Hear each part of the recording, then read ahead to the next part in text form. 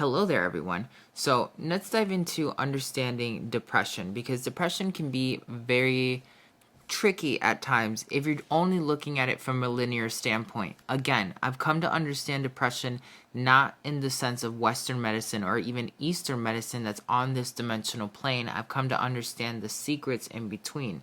But before we can get to those secrets, we gotta understand how it works. So you will find results, again, if you follow the program exactly, no excuses. This has worked for me and hundreds of clients. The research I will be sharing is advanced. It may take you a few times to grasp, so keep revisiting it. That's why you have access to this. This will help you change your life if you are honest with yourself. There is something here for everyone, and this is worth thousands of dollars. It combines all of my schooling, my training, and my experience into a targeted program for healing. All right. So you're ready for a lot of stuff here. Finding solutions within the chakras. Each chakra has a set of keywords that helps you target anything, really. And this is one of the things that I really learned when I was doing Antojai research, was the fact that, all right, as I was documenting things, I would always see, all right, it comes back to these main topics in Antojai Alchemy, which pertain to the chakras, and I started connecting all these dots, and I was able to figure out some really powerful things. With these secrets that Antojai has taught me, along with my shamanism, I have been able to do things for people that, like, still, I get calls from Western practitioners who are like, I've been working with so-and-so for several years, and they came and they spent 30 days with you, and all the medication and everything that I've done with them for several years wasn't as effective as what you did. What did you do with that person? So when that happens, in a sense, I always am just like, hey, it's all about energy work, it's all about meditation, stuff like that. And some people are just like, you have a secret that you won't share with me. This is really what it comes down to. Once you begin to understand these cheat sheet keywords, you will suddenly become a master at finding the source of all of your problems, of any problem. Really, this is really advanced stuff. These are things that you'll never learn anywhere else. You need to practice on yourself and on others for the best results. All Antojai Alchemy, no matter what level, will help you accomplish your goals here. So if you don't feel like certain alchemy works for you, hey, how about you dive into some higher levels of alchemy? There is a plugin in this formula right here that will help you. I am 100% positive about that if you have the determination to make sure that you follow through the program. No matter what, you have to practice regularly to get a shift. If you don't practice, you will not succeed. There's no way around this. You're not going to be able to do this in just, 3 days time. You're not going to be able to do any of this as fast as you'd like to. It's a progress. It's a detox, okay? It's a program. It's a habit. Little do you understand that not only is your depression, your anxiety, your inner child trauma, whatever it is that you're dealing with that is stemming from, the core concepts of your depression or your trauma or your mental clutter, your fibromyalgia or your HIV or your autism, this is what I have found in my research. Always comes back to these concepts and main factors. If you don't practice, there's no way you can delete a habit from you, all right? To delete a regular habit in the human mind, it takes about 29 to 32 days to get it done. So at least you have to practice this for 30 days. I'm going to tell you, practice it for 60. So what are those keywords that are going to help you identify those chakras, okay? So we're going to look at the root chakra. Existence. If you've taken the neurocodes on YouTube, you know that the root chakra's key is the light of existence, okay? The sacral chakra is accepting emotions. The solar plexus is the mind of the inner child. The heart chakra is past relationships. Throat chakra is authentic truth. Your third eye is your psychic subconscious. Your crown chakra is life. And your shaman chakra, or the eighth chakra, is time theory, okay? And then we'll just say that there's one more chakra there that's pretty much the ninth chakra would be accessing a lot of information pertaining to your soul. So now that we kind of have like a general understanding of these key concepts here, I want you to just kind of like pay attention. The mind right here, solar plexus, okay? The mind of the inner child. So the mind, right, which is having a chemical imbalance or maybe going through some sort of mental illness or whatever, is tied to the inner child. So it's safe through this research, you just piece together that your solar plexus controls not only your mind and a lot of different concepts of the mind, but also it's a direct gateway to interact with the inner child and reprogram the inner child, okay? So you're going to see how that all plugs in. Wait, let's dive into a little bit more of depression. We know that depression affects the mind, clearly, right? Western medicine calls it a mental imbalance. Can cause anxiety, paranoia, fear, lack of motivation, can cause stagnation in your life, can cause death, because we do know if you don't get a hold of your solar plexus or your mind, you can be drawn to not taking care of yourself or doing something harmful to yourself. Personal power can be taken away and self-esteem is lost easily. You won't be able to work when people have extreme depression. Time causes more pressure to this condition. So like, let's say you're working and you are depressed, so you can't get enough done in the time frame that you want to, and then all of a sudden time starts building up, you have less time to accomplish what you have, you start beating yourself up, you feel stressed, everything compounds on top of each other, and then your depression intensifies, right?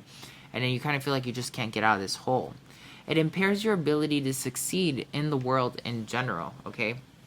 Now these are things that any Western medicine, any esoteric, medicine will bring up to you when it comes to depression, right?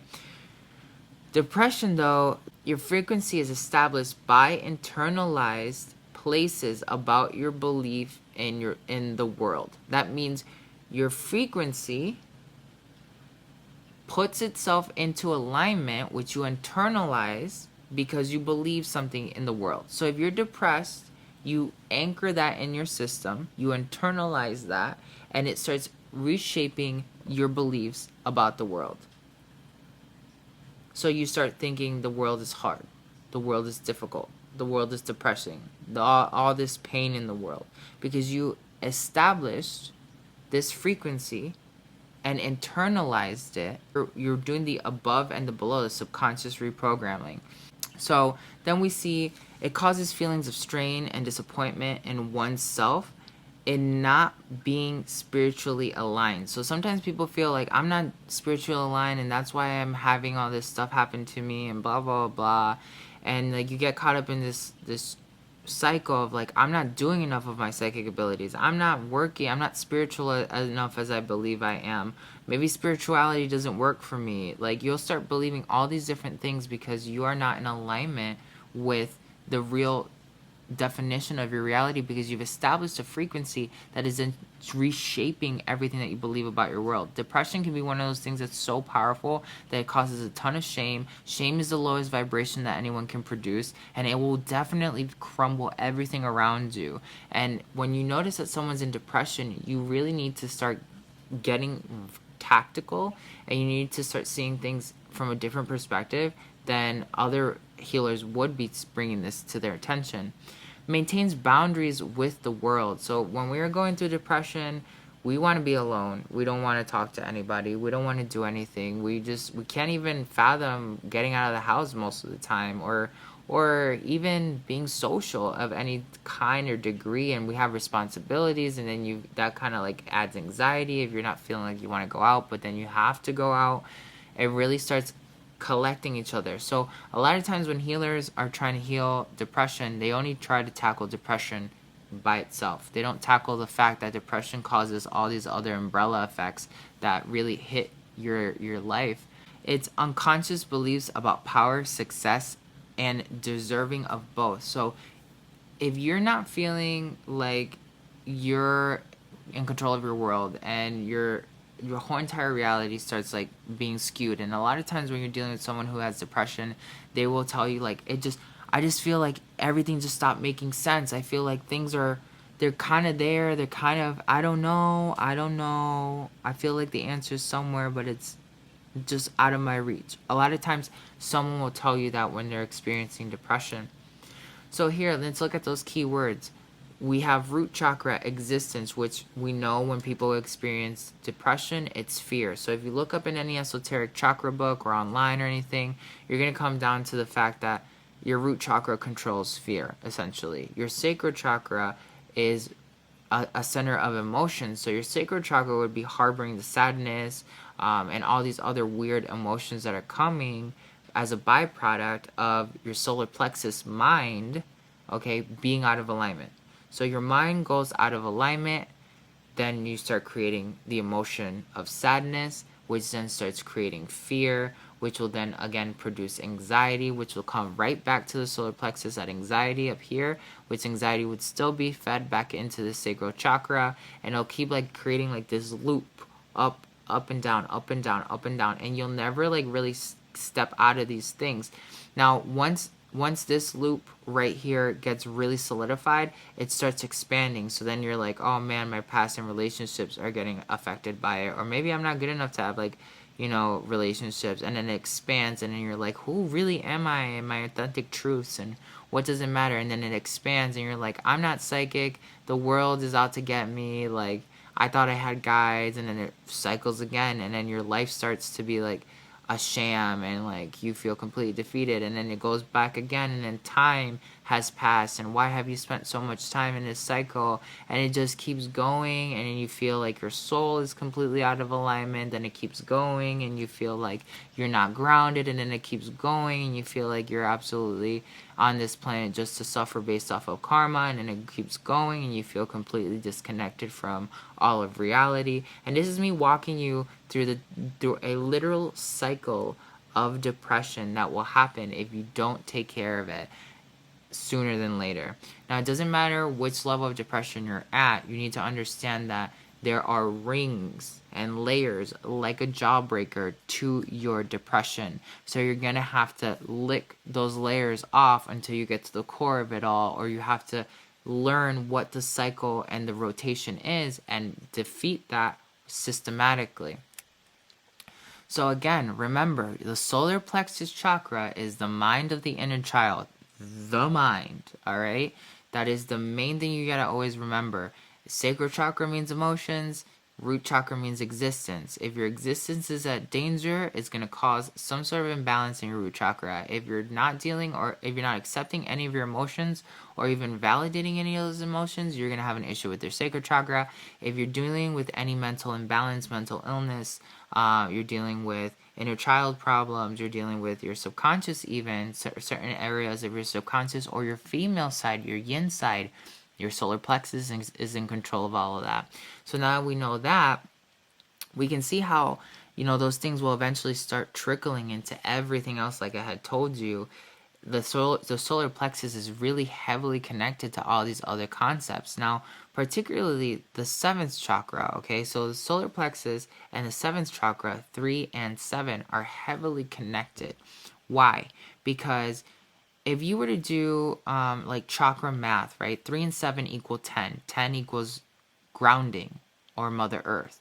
So when your mind and your inner child are out of alignment with your life, 3 and 7 are out of alignment, then you don't feel grounded. You don't feel secure. You don't feel anchored, right? You feel like all over the place. When your mind is out of alignment or your inner child is out of alignment, then you're going to also feel like your life's just not making sense, and you'll have problems with your relationships and letting go of the past, or like accepting truths that are right in front of you and being authentic with yourself.